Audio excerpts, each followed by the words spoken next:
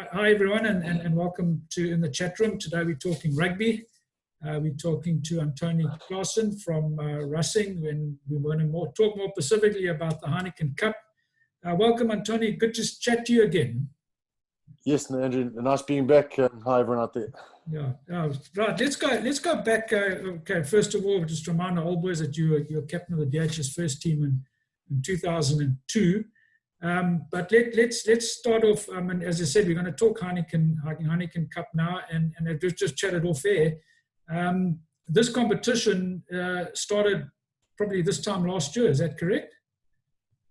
Yes. So we started 2019. So obviously last year, about November, we played our first game. Who was our first game against? But we had obviously Munster, Saracens, and the Ospreys in our pool. Yeah. So it was kind of dubbed the pool of death in the beginning of the Champions Cup.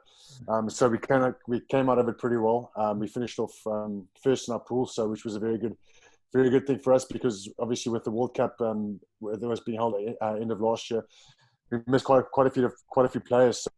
So it was nice and refreshing to have finished off top of the pool and obviously qualify for the quarters, semis, and now for the final. Yeah, and as I said, it was dubbed the pool of death. It was quite a tough pool there for you, but as you said, you managed to come through on top. And no sooner had you sort of got through into the quarterfinals, we were all shut down into lockdown, and I read up a little bit of research today, and the quarterfinals against Clermont happened 8 months later. Yes, it happened 8 months later. It's kind of weird because during lockdown and confinement, we all kind of thought, well, it's the end of the Champions Cup. It's the end of the road for that season, so we'll have to move on to the new season. Hopefully, trying to kind of win that first star. That's once you win the Champions Cup, you get the star. It's a little bit like the soccer, you get the star on your jersey. So I mean, racing's never won it before. So we all wish and hope that we can put it back on. So we kind of thought 2020 is going to have to start off with a new season, and then we heard they're going to finish the 2019-2020 version of it, and so we knew obviously when the season started that we're going to start playing playoff games. Third game of the season is going to be a quarterfinal playoff, and so we were mentally prepared for that. And I think physically we kind of built up for that as well. So I think it's exciting. It's so exciting to obviously play playoff games so early in the season already, because it's something we're not used to. Normally it's at the end of the season, so it just kind of brings a new kind of odor or something into the whole season, which is pretty cool.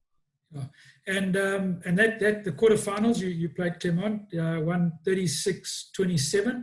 I think that was away, and it was also described as one of the performances of the season so far. Is that correct? Yeah, I think against Clermont, it's always difficult going over there to go play in Clermont, especially they're very proud side, and to go win in Clermont it's a huge feat. So, but it's something that it's probably a bit of a mental thing. As I think of the past couple of years, racing have always performed well over there. So we have that stigma overhead of Clermont being difficult and going away. It's going to be a tough game. We went over there kind of thinking we were favourites, and I think we showed that during the game. We were up quite far, and then we kind of just took our foot off the pedal a little bit in the second half, and they came back. So the score was a little bit closer than what it actually was. So yeah, so I think we played a really great game, especially the first half. We did all the hard work in the first half to score those points, and I think we kind of managed it well towards the end. Now that set up a semi-final berth against Saracens, who interestingly, if you go back 8 months, were drawn in the pool with you. Who you played twice, and I think you won one and lost one. Always, I mean, obviously, when it gets to knockout rugby, and especially to semi-finals, and whoever you play is always going to be tough opposition. But going into that game 1-1, were you guys quite confident? I think we were confident, but there was a bit of apprehension as well, a bit of nerves. Saracens being Saracens, they're such a tough side. If it's player of rugby or not, they're such an unbelievably tough side. Everything they do is kind of perfect, and they've got a game plan and they perform it to perfection. So we knew going into the game it was going to be a very spectacular game, if you can put it that way. There wasn't going to be a lot of running rugby, because their game plan is based a lot about occupation and trying to kick the ball around and trying to win occupational games. So I think we kind of expected that, and we planned for that as well, obviously for the kicking game. And having won the first game, especially with the context that they're in as well, being relegated to their second division in England, and that's the last thing they wanted to play for, last European game that they wanted to go and obviously go to the final and win it again before they go back to the second division. So we knew it was going to be tough, and they've got so many star players. If you look at how many English internationals they've got, their whole a handful of those guys played in the World Cup final against the Springboks. So it was a quality opposition, and it was mentally was tough, physically was tough, but I think mentally we showed that we've got something that come back from 15. 12 down, I think, to score that winning try with 4 minutes to go and closing out the game was absolutely amazing.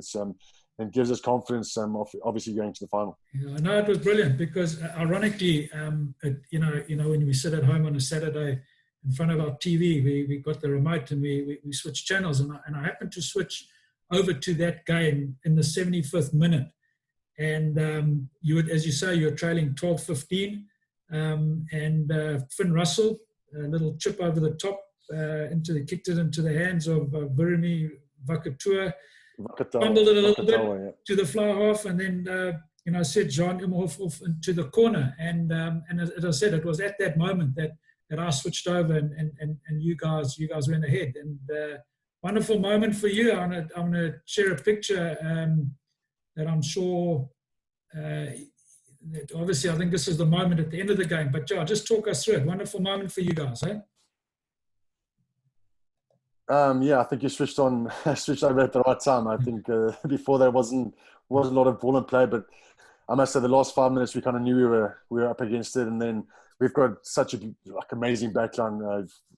Finn Russell at 10, Virumi Vakatua at centre, then Juan Imhoff, he was such an amazing finisher who they went to score it. So those guys can pull a rabbit out of their hats, and they, like I said, they're magicians. So I think you could see on the photo that, like, obviously the joy that the guys had and kind of a relief. I mean, they're so relieved, and to have kind of won the game, and it's such a mental type of roller coaster ride as well, especially in the game, the ups and the downs, being ahead, being behind, and just kind of wanting that win so bad, and qualifying for the final, because I know in the past, this is our third final in the past 5 years for racing, and we've lost 2. So it means a lot for the club. That's definite. It means so much for the club. And personally, obviously, I'm moving on age, and I'm not going to be playing forever. So this, you never know. This might be my last opportunity to win the Champions Cup. So it's something that it's amazing. I'm looking forward to it. No, well done, and it's a wonderful achievement, and we wish you all the best for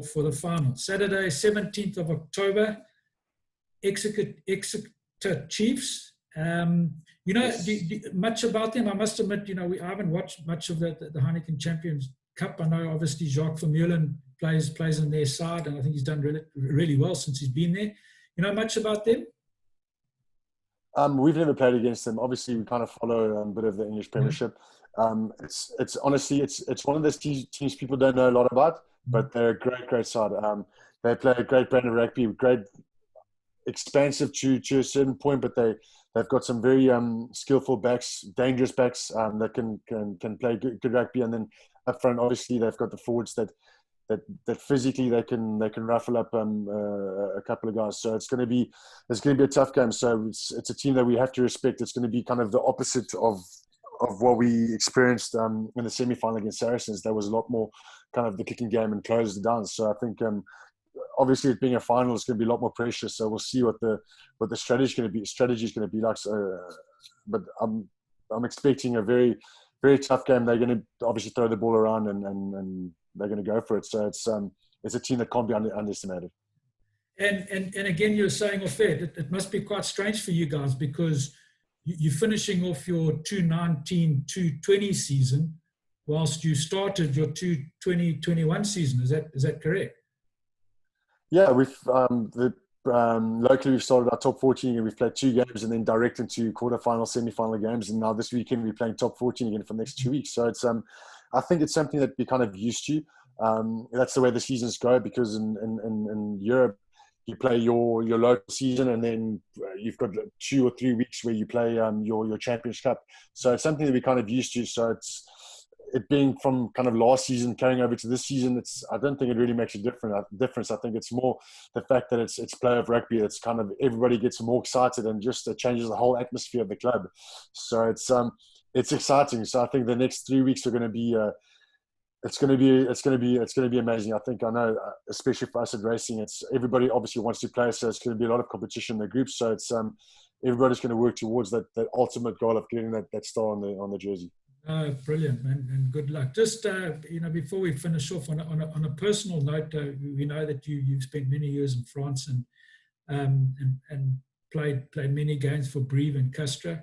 On a personal note, have you ever won the Heineken Cup, the Heineken Championship? No, I've never won the Heineken Cup or the Champions Cup. Obviously, we played in 2 finals, lost both. So it's like I said, it's the one that's missing. So I've won 2 top 14 finals, lost one. Last year or the beginning of this year, I was part of the sevens side that won the first sevens tournament in France, which was, well, I don't know what I did there, but it was absolutely amazing. So that's the one that's missing. So like I said, it's a special place, and it's going to be a special match. Yeah. And would you say to win it, that's sort of like the pinnacle trophy that in your league and in Europe that all clubs strive to win? Yeah, I think so. I think obviously the top 14 is very important for all the clubs, but the guys that are always at the top of the table, if you think of Toulouse, Clermont, obviously Racing, who else is there? All the top guys, for them the ultimate is to win the Champions Cup. So it's like I said, it's our 3rd final in 5 years. It's really been an objective of ours to win this final and win this competition. So it's if we can win that, that's obviously the ultimate. So it's something that that still has to be done. And Racing, have they won it before, or will this also? No, it's the first time. So if we can win it now, it's going to be the first time that we will be European champions. No, well, that will be amazing. And on behalf of and all of us, all the old boys, and all the boys at DHS, we definitely rooting for you. Saturday, 17th of October. And as you say, in between that, you've got small. Well, not small, but big games still to worry about in the championship. Yeah, we got 2 massive games. Yeah, 2 massive games this weekend and next weekend. So it's not going to be easy. And as you say, you've got to try and focus on those with the final in 3 weeks' time. But it's really, really great to catch up. And from our side, again, DHS boys done us really proud on the rugby field. And I promise you, from my side and all the old boys, I'm holding thumbs from a personal point of view that you win your first championship together with your club. Good luck, and we'll be rooting and we'll be watching, and really great to catch up with you again. Yeah, thanks, Andrew. Really appreciate it. There's a lot to have your support, and obviously the whole DHS community. So hopefully you guys can kind of get behind us and wear a white and little blue jersey. That'd be nice. So it's thank you once again for the support. It really means a lot. We'll be behind you, and good luck, and great to catch up, man.